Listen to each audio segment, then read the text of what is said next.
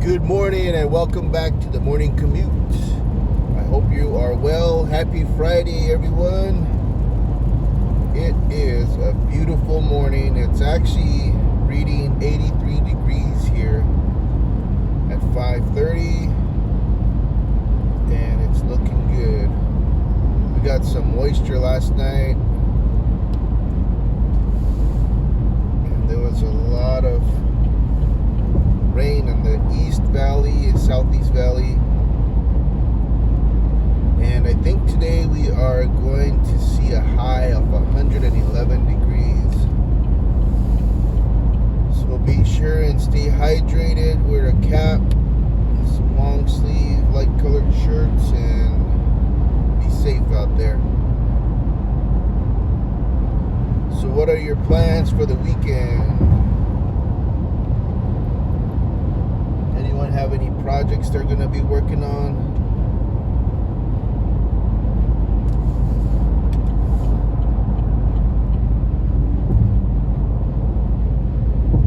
I think there's some movies coming out this weekend. But yeah, this is my second cup of coffee. I like to get up early and have a cup of coffee and just relax before I have to get ready.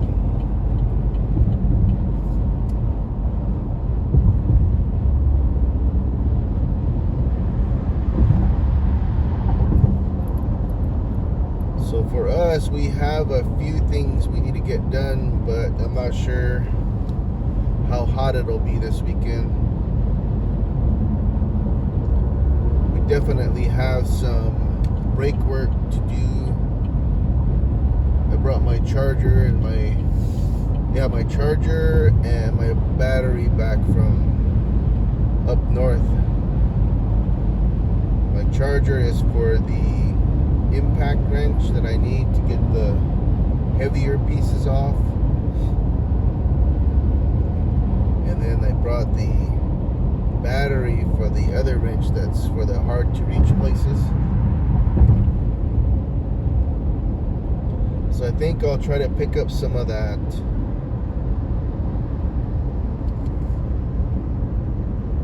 spray for breaking loose those bolts, the ones that are pretty stuck.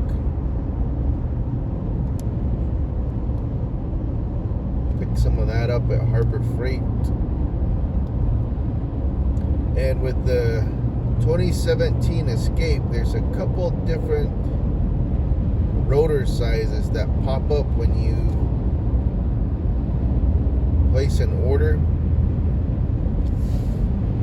In the past, I wasn't able to put the front rotors on or replace them just due to time constraints. And so this time I have the pads already in the garage, and my plan is to lift the vehicle up, pop off one wheel and take the rotor off, and then take the rotor to the part shop and see if I can get them to match it up there. Because the last time what we did was we just bought both sets and then we just returned them when, we figured out we didn't have the time to replace them.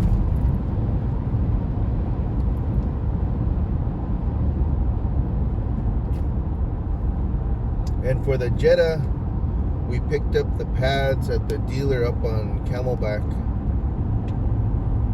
So those are ready. I just need to find out some good points for lifting it, because I'll have to lift it and then put it up on some jack stands.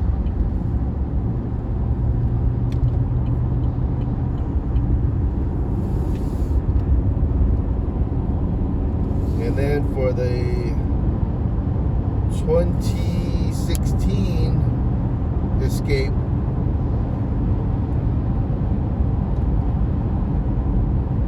we'll probably just do a tire rotation. Sometimes I kind of wish I had an extra floor jack, but at the same time, I don't have enough space to store it.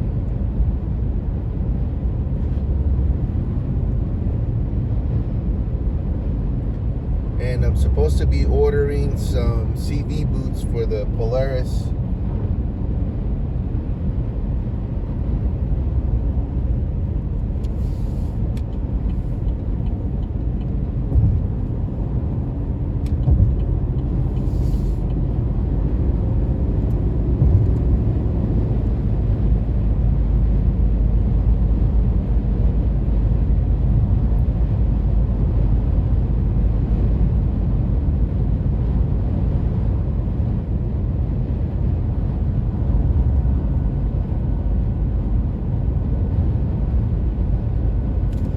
Let's see what's on the news today. Don't go another 20 plus years with poor vision. Barnstorming the country to huge crowds. People are fed up, says Suarez. Under Maduro, Venezuela's economy has tanked. Gasoline and electricity shortages persist, and nearly a quarter of the population has fled the country. But Maduro, who can also whip up a large rally, warned last week he too expects a large turnout, or else. Si no quieren que Venezuela caiga en un baño de sangre, en una guerra civil fratricida. If you don't want a bloodbath in Venezuela, a civil war brought about by the fascists, then let's strive for the biggest success, the biggest victory in the electoral history of our people, he told the crowd.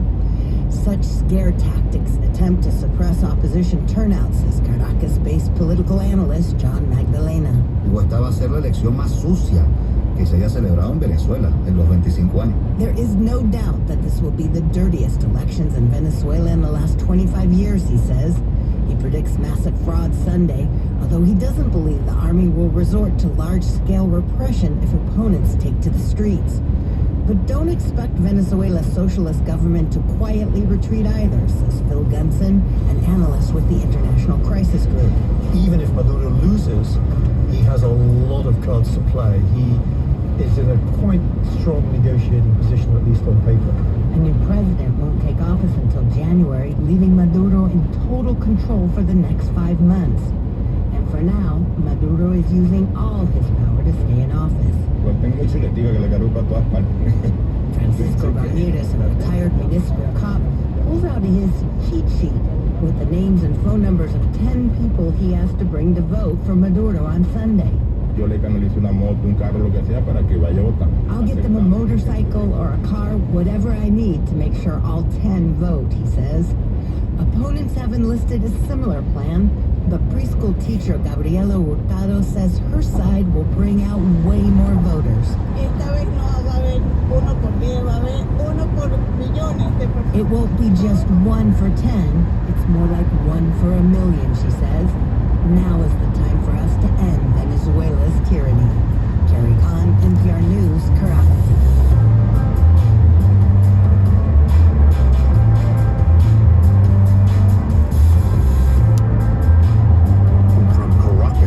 I'm so confused now. No, but should we say what the Wall Street Are we paying more or not? I don't know. Yeah. Okay, well, the Wall Street hasn't opened yet, but taking a look at futures, right now the Dow is up 274 points, the NASDAQ ahead 222, and the S&P up almost 47. For more money news, visit the Collins Comfort Masters Business Center at KTAR.com. KTAR News Flash. Here's what you need to know right now. The Obamas are now endorsing Kamala Harris for president. Harris wants to keep the September debate date that President Biden and Donald Trump agreed to, but the Trump campaign says that is not going to happen. Meanwhile, today, Trump is meeting at Mar-a-Lago with Israeli Prime Minister Benjamin Netanyahu. 2 Mexican drug cartel leaders are now in U.S. custody. The kingpin and co-founder of the Sinaloa cartel, as well as one of El Chapo Guzman's sons, have been extradited here to face federal drug trafficking charges. The Summer Olympics begin today with First Lady Jill Biden leading the U.S. delegation for the opening ceremonies. LeBron James and Coco Gauff will be the 2 flag bearers for Team USA. All of our top stories are just 15 minutes away. For more news, go to KTAR.com and the KTAR News app. Oh, we really we want to get our weekend started, but we've got some early morning problems. And John Roller's live in the Valley Chevy Dealers Traffic Center. Yeah, thank you, Jamie. If you are headed out of town over on the west side and using I-10, we do have a serious crash that is under investigation right now. This is westbound I-10 right at the Perryville Road off-ramp. Taking a live look at it, and traffic is getting by on the main line. There is a curiosity factor, lots of flashing lights. So the main line is open, but that off-ramp is closed. So Citrus or Jackrabbit, if you need to get off the I-10. That's the only slowing on the main lines. Looking very good as we make our way to 6 o'clock on this Friday morning. Still Friday light. We do have a new crash coming in 91st Avenue and McDowell, working a serious crash. In fact, they're calling out extra units. Glendale Avenue east of 83rd Avenue. John Roller, KTAR News. 111 today, 110 tomorrow, and 109 Sunday. Still a slight chance of rain. Overnight lows around 90. Right now it is 81 degrees in Goodyear, and weather's brought to you by Howard Air. Whether replace or repair, call Howard Air. Jamie, is it okay if I take a couple minutes here to shamelessly plug the AZ Political Podcast? Do it. Okay, so here's the deal. Arizona U.S. Senator Mark Kelly is offered and accepts the vice presidential nomination from the Democratic Party, and he and Kamala Harris then go on to win the White House. A lot of bizarre things can and could possibly happen, and that includes, remember we were talking about this off the air the other day, whether or not Governor Katie Hobbs can appoint herself to the open Senate seat, which, by the way, she can, according to the rules. I don't know if it would be really good for her politically. It'd be weird. Yeah, it really would. Now, that would elevate my guest on this week's AZ Political Podcast, Secretary of State Adrian Fontes, to the governorship.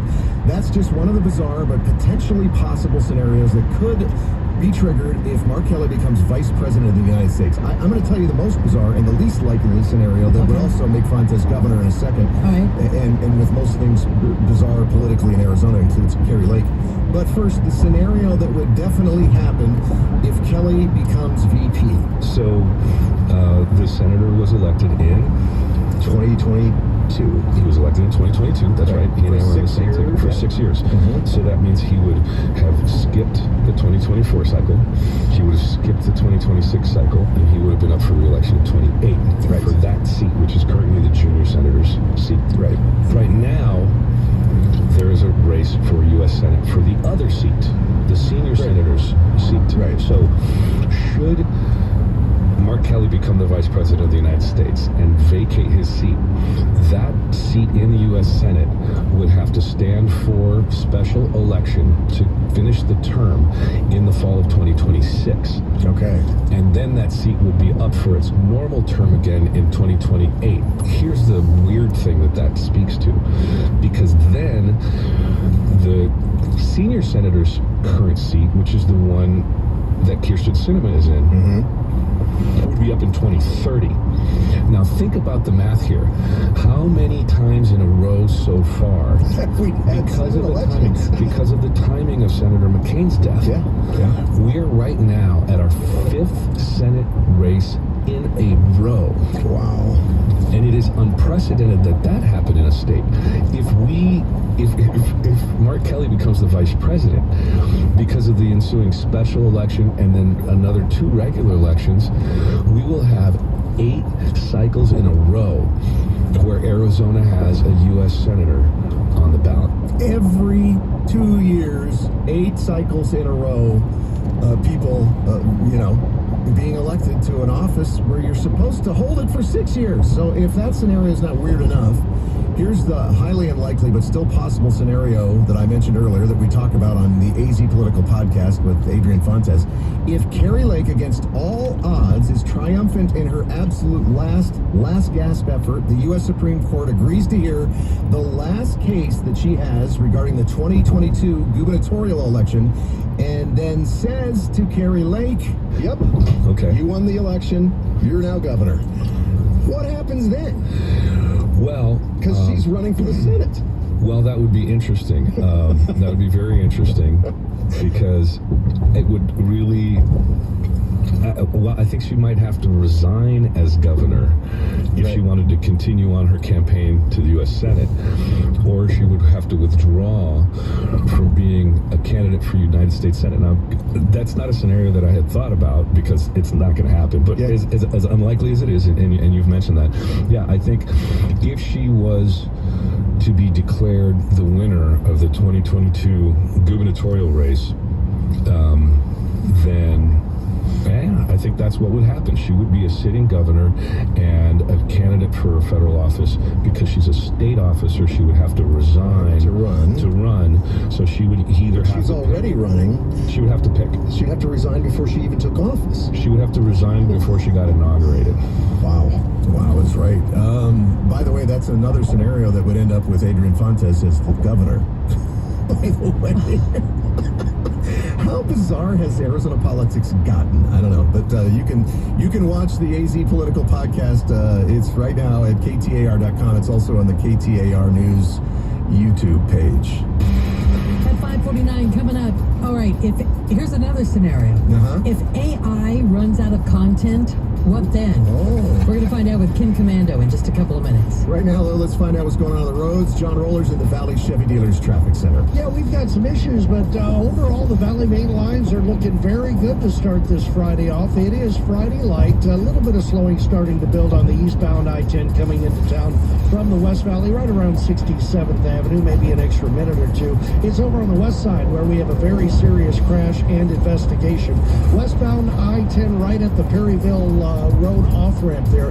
That off-ramp is closed. This crash is off to the right next to an overhead ADOT sign. That's where the car hit the sign there and burst into flames right before 5 o'clock this morning. So DPS investigating that crash. And also the westbound I-10 off-ramp at Riggs Road closed, and Riggs Road closed over to Price. We had a big barn fire yesterday. Lots of hay caught on fire. Working to crash 91st Avenue in McDowell and Glendale east of 83rd Avenue. Look for a collision there. John Roller, KTAR News. Sunshine, or mostly sunny anyway. We do have a chance of rain. 111 today, 110 tomorrow, and 109 on Sunday. Right now it is 80 degrees at Mesa.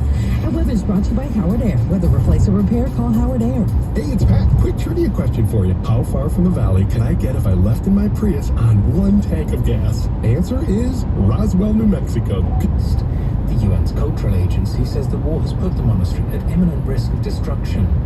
Jonathan Fruin at the BBC in London. And here in Phoenix, it is Morning Edition on KJZZ. Rio Salado College, in partnership with ASU and Penn State University, is offering a free 12-week semiconductor manufacturing training for veterans. The next session begins September 3rd. More information at riosalado.edu. You guys see that police vehicle up there? Looks like there was an accident up here. Oh boy.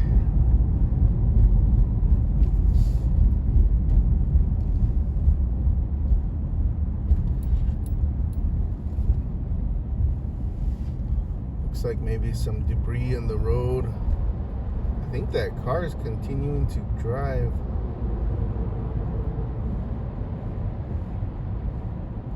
This officer's picking up some stuff on the road. Cone. Man, there were some pretty bad things that last time on the road. There was, geez, what was it? A plastic container, huge pieces of tires.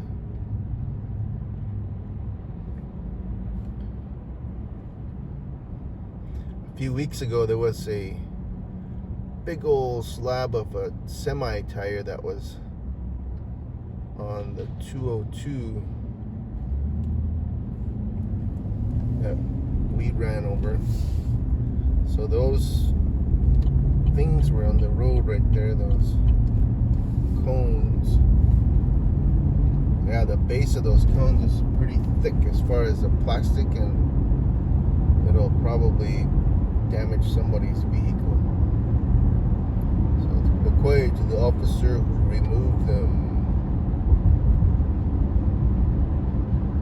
I thought it was something worse, because usually when they do that, they zigzag in front of the traffic. It's usually an indication that they're trying to stop it for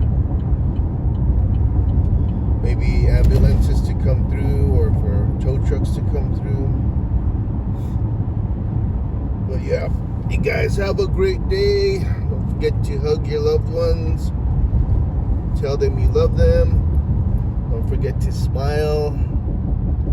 Have a great day. And don't worry. Be hopey.